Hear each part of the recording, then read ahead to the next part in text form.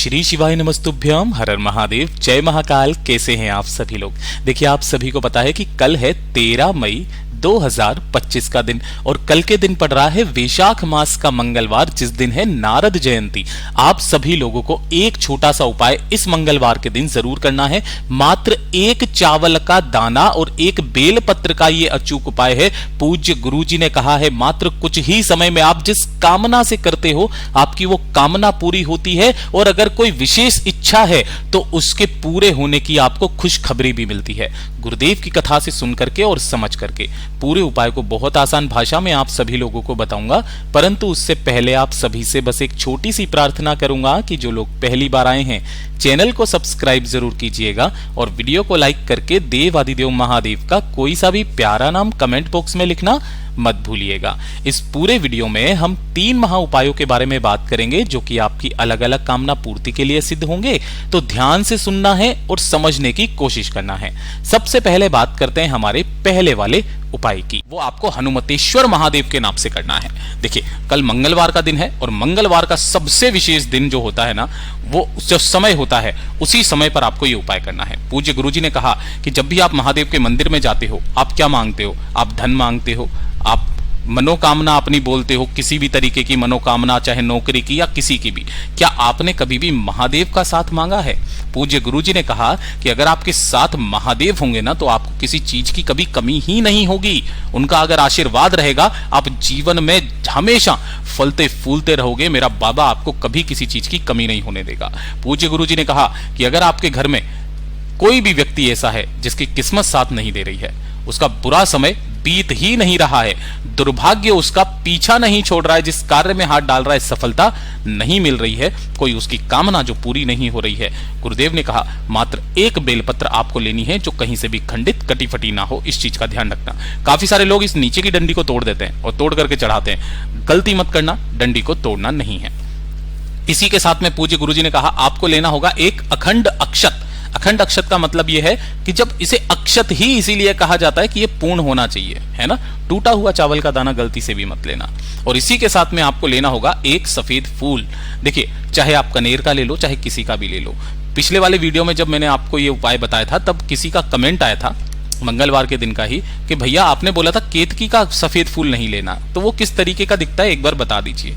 तो मैंने आपको यहाँ पर दिखाया है केतकी का जो फूल होता है ना वो कुछ इस तरीके का होता है, और ये महादेव जी को समर्पित नहीं होता है, क्योंकि केतकी ने एक बार झूठ बोल दिया था ब्रह्मा जी के कहने पर कि उन्होंने महादेव का अंत देखा है ना। लेकिन महादेव तो अनंत है और इसी झूठ के कारण महादेव ने उन्हें श्राप दिया था कि वो कभी भी शिवलिंग पर समर्पित नहीं होंगे, और अगर कोई भूलवश भी समर्पित करता है उन्हें 1000 गौ हत्या का पाप लगता है। इस चीज का ध्यान रखना, ठीक है ना। ये पुराणों में वर्णित है। तो एक चावल का दाना, एक सफेद फूल, केतकी को छोड़ करके जो मिल जाए वो, और एक बेलपत्र। और इसी के साथ में आपको लेना होगा अपने घर का 1 लोटा शुद्ध जल, अपने घर का जल। इसे लेकर के पहुंचना आपके आसपास जो भी महादेव का मंदिर हो शिवलिंग के पास। किस समय पर जाना है उस चीज का ध्यान रखना। गुरुदेव ने कहा जब सूरज ढलने ही वाला हो, है ना। ढलने ही वाला हो का मतलब क्या हो? ढलने ही वाला हो का मतलब है कि आपको प्रदोष काल में जाना है ना, शाम के समय पर। यहां पहुंच करके आपको शिवलिंग के पीछे की तरफ में खड़े हो जाना और जो 1 लोटा शुद्ध जल लिया है उसे अपने सम्मुख में रखना। सबसे पहले अपना नाम और गोत्र बोल करके एक चावल का दाना जो आपने लिया है उसे आपको डाल देना है, और अपने बुरे वक्त को दूर करने की कामना करते हुए एक सफेद फूल इसके अंदर डाल देना। और सबसे अंत में जो एक बेलपत्र है, अगर आपकी कोई विशेष मनोकामना है तो उस विशेष मनोकामना को कह करके बेलपत्र इसी कलश के अंदर डाल देना, और दोनों हाथों में इस कलश को पकड़ करके श्री शिवाय नमस्तुभ्यम मंत्र का स्मरण करके केवल और केवल आपको शिवलिंग पर एक धारी से धीरे धीरे करके संपूर्ण जल को समर्पित करना है। किनके नाम से? हनुमतेश्वर महादेव के नाम से, है ना। इसके पीछे भी एक कहानी है, अगर हम लोग बताएंगे तो काफी ज्यादा वीडियो लंबा हो जाएगा, किसी और वीडियो में बात करेंगे। हनुमतेश्वर महादेव के नाम से इस जल को समर्पित करना। जो भी जल जलाधारी से बहकर के नीचे की तरफ आएगा अपने दाहिने हाथ में थोड़ा सा जल रोकना और 3 स्थानों पर लगाना। सबसे पहले अपने कंठ पर, दूसरा अपने नेनों पर और तीसरा अपने मस्तक पर। इन 3 जगह पर जल लगा करके निकल जाइएगा। धीरे धीरे करके आपके जो जीवन में जितना भी बुरा वक्त चल रहा है ना, वो खत्म होने लगेगा। पूज्य गुरुजी का बहुत अद्भुत और अचूक उपाय है, जरूर कीजिएगा। और दूसरे नंबर का जो उपाय है, ये आपके घर के लिए सबसे ज्यादा खास और विशेष होने वाला है। काफी सारे लोगों के साथ में समस्या रहती है कि उनके घर में धन टिकता ही नहीं है, या तो धन आता ही नहीं है, पैसे को लेकर के समस्याएं हैं, या फिर धन तो आता है लेकिन टिकता नहीं है, यानी कि खर्चे बहुत ज्यादा हो जाते हैं। आमदनी अठन्नी है, खर्चा रुपया है, कर्ज लेने की नौबत आ चुकी है। धन की चाहे कैसी भी समस्या हो, ये बेलपत्र और हल्दी वाला उपाय मंगलवार के दिन करना मत भूलिएगा। आपको क्या करना है, मात्र एक बेलपत्र लेना है जो कहीं से भी खंडित कटा फिटा ना हो, इस चीज का ध्यान रखना। और थोड़ी सी ही लेनी होगी आपको हल्दी, है ना। अब इस उपाय में जो आप हल्दी लोगे ना, वो आपको इस तरीके से हल्दी की गांठ नहीं, पिसी हुई हल्दी लेनी है, मात्र 1 चुटकी, ठीक है। और 1 चुटकी के बराबर ही लेना होगा आपको शहद। 1 चुटकी भी क्या, मात्र आपको 1 बूंद शहद की चाहिए, इससे ज्यादा नहीं चाहिए। और साथ में लेना है 1 लोटा शुद्ध जल अपने घर का तांबे के कलश में। इन्हें लेकर के आपको पहुंचना है भोलेनाथ के मंदिर में, शिवलिंग के पास में। किसी भी समय चले जाना, कोई समय फिक्स नहीं है, सुबह या शाम जब भी आपको समय मिले। आपको शिवलिंग के पीछे की तरफ खड़े हो जाना है, उत्तर दिशा की तरफ मुख करके।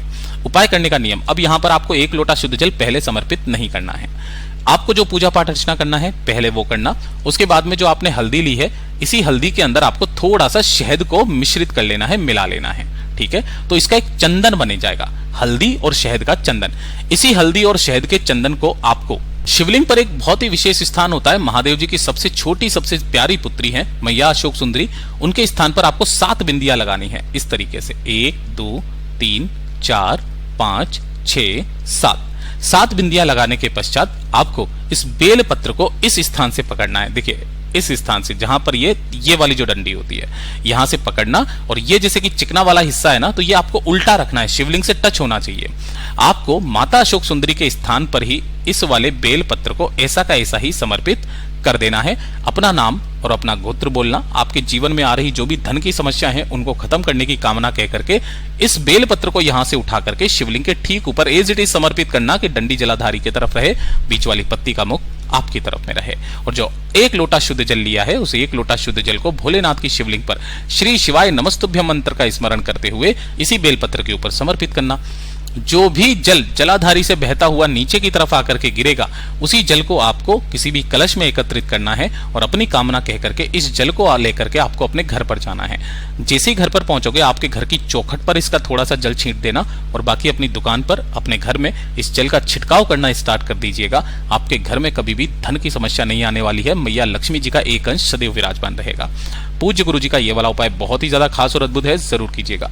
और इस तीसरे नंबर के उपाय को तो आपको करना ही करना है। देखिए, पूज्य गुरु जी ने कहा कि अगर आपकी कोई मनोकामना पूरी नहीं हो रही है, पहली चीज, कोई इच्छा, कोई विशेष मनोकामना नहीं पूरी हो रही है, कोई कार्य है आपका वो पूरा नहीं हो रहा है, कार्य अटका हुआ है, चाहे वो कोई केस हो, कोर्ट कचहरी का कार्य हो, विवाह का कार्य हो, है ना, चाहे आपकी व्यापार का कार्य हो, किसी भी तरीके का कोई कार्य है जो अटक रहा है, तो हमेशा गुरुदेव ने मंगलवार का सबसे अचूक उपाय बताया है, जो मैं हर मंगलवार के दिन बताता ही बताता हूं। आपको मात्र एक धतूरा लेना है, और धतूरा भी किस तरीके का होना चाहिए, सूखा मिल जाए तो बहुत अच्छी बात है, क्योंकि आपको पूरा धतूरा नहीं चाहिए। धतूरे के अंदर का जो ये फल होता है ना, ये बीजों वाला फल, ये वाला, ये चाहिए। उसका खोखला भाग, ये बाहर का आवरण नहीं चाहिए, ठीक है। तो उसे आप फोड़ लेना, उसके अंदर का ये फल निकाल लेना, ठीक, बीजों वाला। और इसी के साथ में आपको मात्र 1 लोटा शुद्ध जल अपने घर का ले लेना है। बस केवल वो बीजों वाला फल और 1 लोटा शुद्ध जल लेकर के भोलेनाथ के मंदिर में पहुंचना, शिवलिंग के पास।